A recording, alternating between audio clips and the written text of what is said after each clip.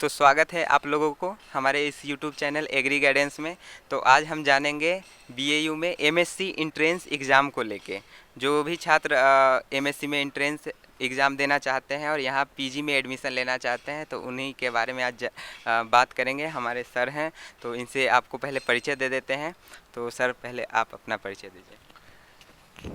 मेरा नाम शुभम चंद्रा हुआ और मैं पिछले बार एडमिशन लिया था agriculture chemistry, soil science and agriculture chemistry. मैं अभी सेकेंड ईयर का छात्र हूँ। और सर आप अपना परिचय। मेरा नाम अंकित आनंद हुआ। मैं एमएससी एंटोमोलॉजी में फर्स्ट ईयर का स्टूडेंट हूँ यहाँ पे। है कि सर यहाँ इंट्रेंस एग्ज़ाम देने के लिए पीजी के लिए सर एलिजिबिलिटी क्या है? जो ही बच्चे यहाँ एमएससी इंट्रेंस देना चाहते हैं तो एलिजिबिलिटी क्राइटेरिया जो यहाँ है, आपका बीएससी ऑनर्स में सीजीपी 6 है जनरल के लिए, और एससी एसटी के लिए 5.5 आपका होना चाहिए। दूसरा है कि आप आईसीआर, नॉन आईसीआर, प्राइवेट कहीं के भी बच्चे हो यहाँ एलिजिबल हैं, वो एक एमएससी इंट्रेंस एग्ज़ाम दे सकते हैं। आपका बीएससी एग्रीकल्चर ऑनर्स होना चाहिए, या फिर जो बच्चे हॉर्टिकल्चर से है वो भी एलिजिबल है। और सर फॉर्म कब आता है और सर ऑनलाइन या ऑफलाइन आता है? और फी के बारे में। फॉर्म जो है यहाँ पे पूरी ऑनलाइन प्रोसेस है। फॉर्म आपको इस साल के लिए बीयू के जो ऑफिशियल वेबसाइट है उस पर आ चुका है। 14 तारीख को ये लिंक ओपन हुआ था और 1 महीने तक का अभी समय है। आप 1 महीने के अंदर फॉर्म भर सकते हैं। सर अगर इंट्रेंस एग्ज़ाम का बात करें तो सर पे ये ऑनलाइन होता है या ऑफलाइन होता है, और सर कहाँ पे होता है इसका सेंटर? बीयू एमएससी इंट्रेंस का एग्ज़ाम मेन कैंपस में ही होता है। इसमें नंबर ऑफ क्वेश्चन 200 होते हैं, हर एक क्वेश्चन 1 नंबर के होते हैं, यानी कि टोटल 200 नंबर के 200 क्वेश्चन होते हैं। ये पेन एंड पेपर मोड में होता है या ऑनलाइन सीबीटी? नहीं, यह एग्ज़ाम आपका पेन एंड पेपर पे होगा, ओएमआर सीट पे। और सर अगर कट ऑफ का बात करें तो सर कितना कट ऑफ जाता है? देखिए, ये पेपर जैसे मैंने बताया कि 200 नंबर का होता है, 200 क्वेश्चन रहते हैं और इसमें कोई नेगेटिव मार्किंग नहीं होता। तो स्टूडेंट प्रयास करना है कि ज़्यादा से ज़्यादा अटैम्प्ट लेने हैं, छोड़ना एक भी नहीं, प्रयास करें 200 क्वेश्चन है। और इस लिहाज से कट ऑफ जो सेफ स्कोर है मेरे नज़र में वो है 140 प्लस। अगर कोई बच्चा 140 मार्क्स से ज़्यादा लाता है तो वो अपने आप को सेफ महसूस कर सकता है और उसकी मेजर डिपार्टमेंट मिलने की संभावना ज़्यादा हो जाती है। अगर 140 के नीचे है तो आपको मतलब उम्मीद बनाए रखना है कि उन्हें कोई मेजर डिपार्टमेंट मिलेगा। और क्योंकि एग्ज़ाम दीजिएगा तो उसका जो रिज़ल्ट आउट होता है उसमें आपको मार्क्स नहीं पता रहता है, उसमें सिर्फ आपको रैंक दिया जाता है। तो बच्चे के पास अगर समय बचता है एग्ज़ाम के दौरान तो वो अपना खुद एस्टिमेट कर सकते हैं, तो उससे अंदाज आ जाएगा कि उनको कितना नंबर आ रहा है। अगर 140 के ऊपर आ रहा है तो वो सेफ़ है। सर तो एग्ज़ाम का ड्यूरेशन और नंबर ऑफ़ क्वेश्चंस कितना होता है? इसमें नंबर ऑफ क्वेश्चन 200 होते हैं, हर एक क्वेश्चन 1 नंबर के होते हैं, यानी कि टोटल 200 नंबर के 200 क्वेश्चन होते हैं। सर और सर एंट्रेंस एग्ज़ाम का सर सिलेबस क्या होता है? सिलेबस ये है कि जो हम लोग ने 4 साल के दौरान एग्रीकल्चर में पढ़ा है, जनरल एग्रीकल्चर में वो सब कुछ पढ़ना है। जैसे कि मैं आपको बता दूं, मेजर एग्रोनॉमी सब्जेक्ट है, सॉइल साइंस है, एंटोमोलॉजी है, पैथोलॉजी है, जेनेटिक्स एंड प्लांट ब्रीडिंग है, हॉर्टिकल्चर में जैसे फ्रूट है, वेजिटेबल है, ये सबसे मेजर क्वेश्चन रहते हैं। मतलब ये आपका मेजर वेटेज रखेगा आपको। अगर आपको रेस में बने रहना है तो आपको ये सब क्वेश्चन तो अटेम्प्ट करने ही करने हैं। इसके अलावा जो माइनर सब्जेक्ट्स है, कोर्स है, जैसे आपका इकोनॉमिक्स है, एग्रीकल्चर स्टैटिस्टिक्स है, एक्सटेंशन है, और फिर आपको एग्रीकल्चर इंजीनियरिंग से भी देखा गया है कि पिछले 2-3 साल से क्वेश्चन आ रहे हैं। तो अगर आपको रेस में बने रहना है तो मेजर क्वेश्चन तो अटेम्प्ट करने ही करने हैं। इसके अगर आपको रैंक एक्सेल करना है तो आपको माइनर पे भी पूरा ध्यान देना पड़ेगा।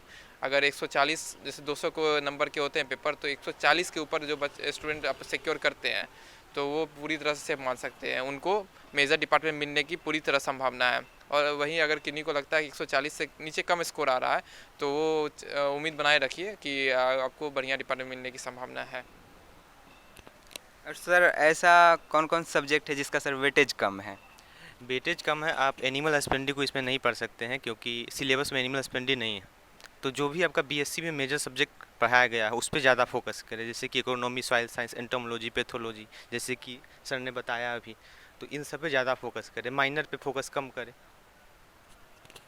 सर एमएससी इंट्रेंस एग्ज़ाम का सर फॉर्म नॉर्मली कब आता है और उसके कितने दिन बाद एग्ज़ाम होता है सर? उसका फ़ी कितना होता है?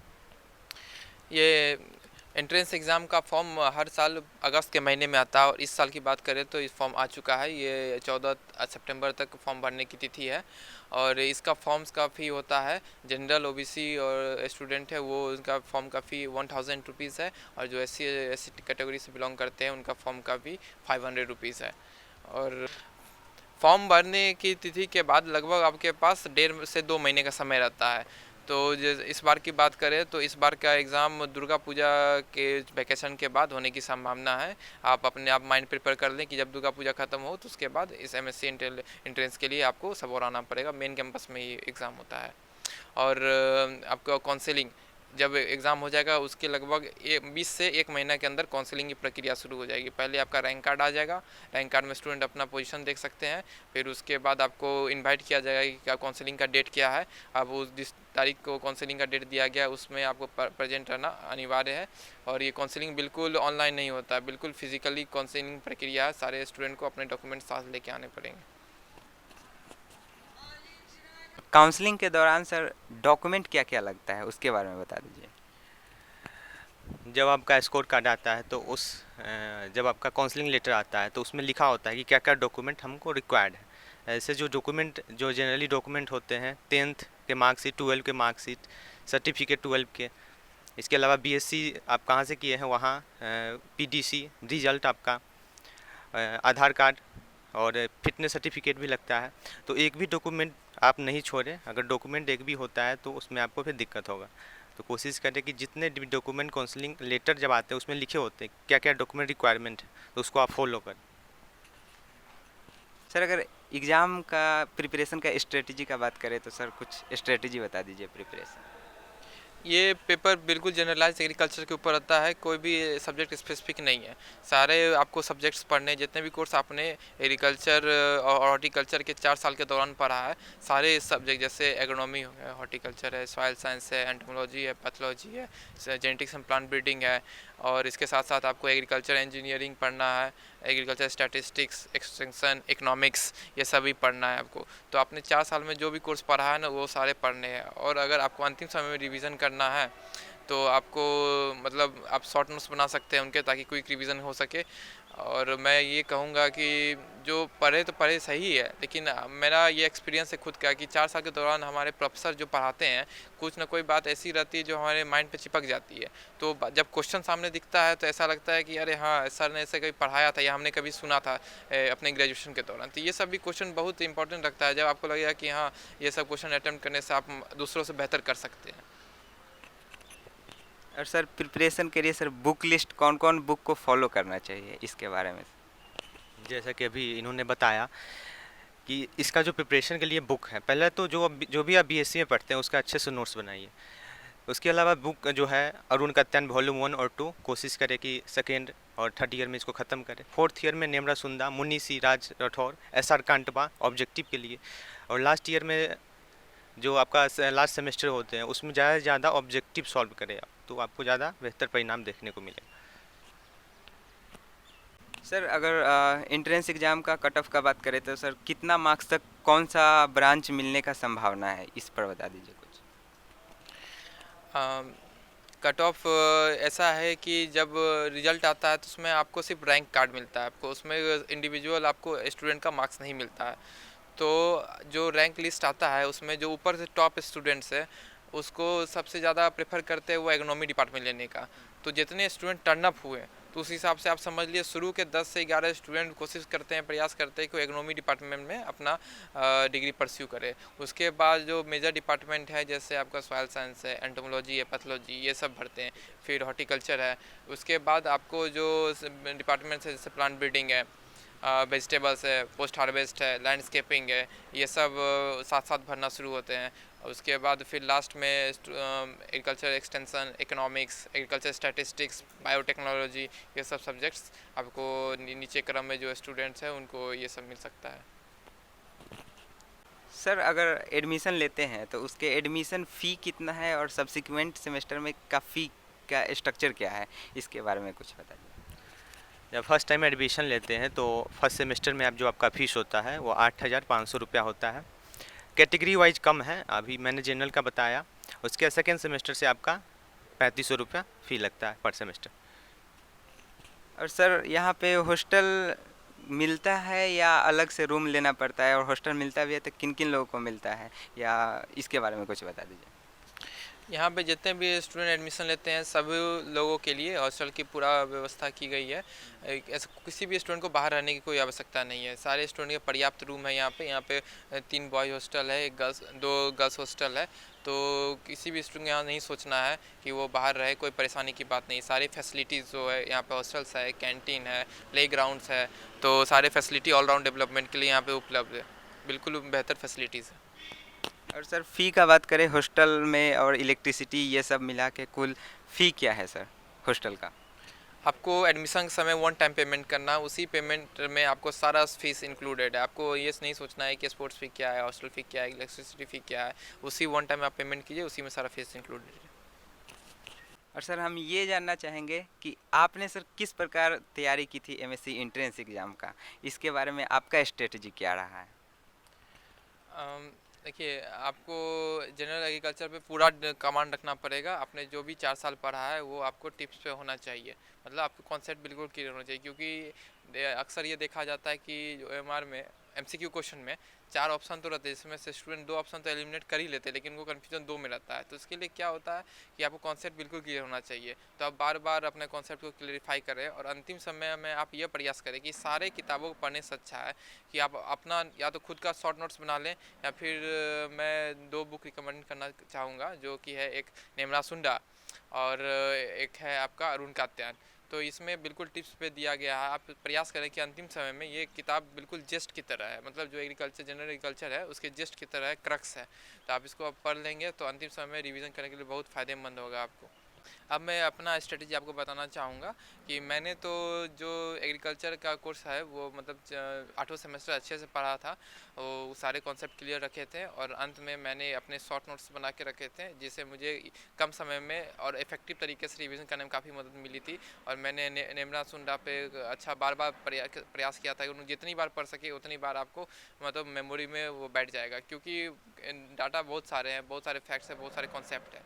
तो उसको आपको बार बार पढ़ना ही होगा, क्योंकि अगर आप ऐसा सोचेंगे कि 2 बार पढ़ लिया काफ़ी है, लेकिन वो काफ़ी नहीं होता। जब क्वेश्चन देखोगे आप तो आपको कन्फ्यूज़न होगा। तो उसके लिए प्रयास यही करना है कि बार बार अपने जो नोट्स बनाए हैं, और जैसे मैंने अपना नोट्स बनाया था और जो नेमरा सुंडा है उसको बार बार रिवाइज़ किया था, इससे मेरे को अंतिम में कोई दिक्कत नहीं हुई थी। और सर अंत में ये जानना चाहेंगे सर, आप आने वाले जूनियर को क्या आप सलाह अपने हिसाब से देना चाहेंगे उसके बारे में सर थोड़ा कुछ, ताकि वो आने वाले भी थोड़ा मोटिवेट हो जाएं, आगे तैयारी अच्छे से कर पाएँ। मैं बोलना चाहूँगा कि बहुत सारे स्टूडेंट होते हैं जो बोलते हैं कि मैंने पढ़ा नहीं फर्स्ट ईयर सेकेंड ईयर में। जो ऐसा नहीं है, अगर वो लास्ट ईयर से भी शुरू करे तो अच्छा कर सकते हैं, और वो हमेशा पॉजिटिव रहना है। ऐसा नहीं सोचना है कि मेरा नहीं होगा, अगर मेरा हो सकता है तो आपका भी हो सकता है। तो अगर आपने ठीक से पढ़ाई नहीं किया है तो लास्ट ईयर से भी अपना नेमरा सुंदा को अच्छे से रिवाइज करें, और अभी ऑनलाइन बहुत सारे टेस्ट सीरीज उपलब्ध है, उसको ज़्यादा से ज़्यादा सॉल्व कर दी, क्योंकि टेस्ट सीरीज आपका बहुत सारा डाउट को क्लियर करता है, और एग्ज़ाम में वही इम्प्रूवमेंट करता है आपके स्कोर कार्ड को। तो हमेशा पॉजिटिव रहे और पैनिक नहीं होना है। और सर जैसा कि हम देखते हैं कि एंट्रेंस एग्ज़ाम के दौरान जैसे पहले से पढ़ते हुए आ रहे होते हैं, बहुत कुछ पढ़ लिए होते हैं, लेकिन लास्ट की स्थिति में ऐसा हो जाता है कि पैनिक हो जाते हैं, लगता है कुछ याद ही नहीं आ रहा है, ऐसा कुछ। तो सर इस स्थिति से निपटने के लिए सर क्या करना चाहिए? आपको अपना कॉन्फिडेंस बना के रखना है, कॉन्फिडेंस बिल्कुल भी लूज़ नहीं करना है। और आपने अगर उसको थोड़ा समय दीजिए, थोड़ा सोचिए कि आप खुद को सेल्फ एनालाइज करें कि आपने पिछले दिनों में, पिछले महीनों में अच्छे से पढ़ाई करी है, और आपको अंतिम समय में लग रहा है कि आपने कुछ पढ़ा नहीं है, सब कुछ मिक्स हो गया है, आप एग्ज़ाम अच्छा परफॉर्म नहीं करेंगे। तो ऐसा सिचुएशन में आप ये करें कि थोड़ा देर रुक जाएँ और अपने आप को एनालाइज करें। और ऐसा होता है, मेरे साथ भी होता है, और हर एक के साथ कॉमन है कि उन्हें लगता है सब कुछ मिक्स हो गया है। तो पैनिक बिल्कुल ना करें, आप अपने में कॉन्फिडेंस रखें, और प्रयास करें कि जब एग्ज़ाम है तो उससे कुछ दिन पहले, जैसे 3-4 दिन पहले आप पढ़ें ना। मेरी ये सलाह है कि आप बिल्कुल ना पढ़ें, अपना माइंड को बिल्कुल फ्री रख लें। जो आपको जिस चीज़ में रुचि है वो काम करें, खेले कूदे, बाहर जाएँ, दोस्तों से बात करें, डिस्कशन करें। लेकिन अगर आपको लगता है कि मिक्स हो रहा है तो वो बिल्कुल ना पढ़ें। इससे क्या होगा कि आप में परफॉर्मेंस और ख़राब हो सकता है। तो उसको अवॉइड करें, आप अपने विश्वास रखें और अच्छा परफॉर्म करके। आप अगर फ्रेंड सर्कल में देख लें कि अगर और भी लोग एमएससी के लिए तैयारी कर रहे हैं, तो उन लोग का आप एक ग्रुप बना लें। इससे क्या होगा कि आपने टारगेट वाइज स्टडी करें। जैसे आप लोग ग्रुप में डिसाइड कर लें कि इतने आज चैप्टर कंप्लीट करने हैं, फिर उसको आप फर्दर डिस्कशन करना है। तो इससे क्या होगा कि जब आप डिस्कशन में बैठेंगे, अपने बातों को रखेंगे, क्वेश्चन को डील करेंगे, तो जो कन्फ्यूजन आपके मन में होगा या आपके फ्रेंड के मन में होगा तो एक दूसरे से कैंसिल आउट हो जाता है, और इससे आपको कॉन्फिडेंस भी बिल्डअप होता है कि आपने टारगेट को अचीव किया है। इससे छोटे छोटे टारगेट अचीव करने से क्या होता है, कॉन्फिडेंस बिल्डअप होते रहता है। इससे आप अंतिम समय में अच्छा परफॉर्म कर सकते हैं। तो ग्रुप डिस्कशन इस एग्ज़ाम के दौर में काफ़ी फ़ायदेमंद हो सकता है आपके लिए। सर तो बहुत बहुत धन्यवाद आप लोगों का कि आपने कीमती समय हमको दिए और हमारे ऑडियंस तक ये बात कुछ पहुंची, कुछ जानकारी, बहुत सारी जानकारी मिली सर, इसके लिए बहुत बहुत धन्यवाद सर। सर और इसी तरह की आप लोग को बता दें कि इसी तरह की वीडियो पाने के लिए आप हमारे चैनल एग्री गाइडेंस को लाइक करें, सब्सक्राइब करें और शेयर करें। आने वाले समय में इसी तरह की वीडियो अपडेट्स आपको मिलेंगी, तो अपना प्यार इसी प्रकार बनाए रखें, लाइक शेयर सब्सक्राइब करते रहें और अपने प्रियजन दोस्तों तक ये वीडियो ज़रूर से ज़रूर पहुंचाएं जो एमएससी एंट्रेंस एग्ज़ाम की तैयारी कर रहे हैं, ताकि उनको भी कुछ गाइडेंस और इन्फॉर्मेशन मिल सके बीएयू के बारे में। तो बहुत बहुत धन्यवाद।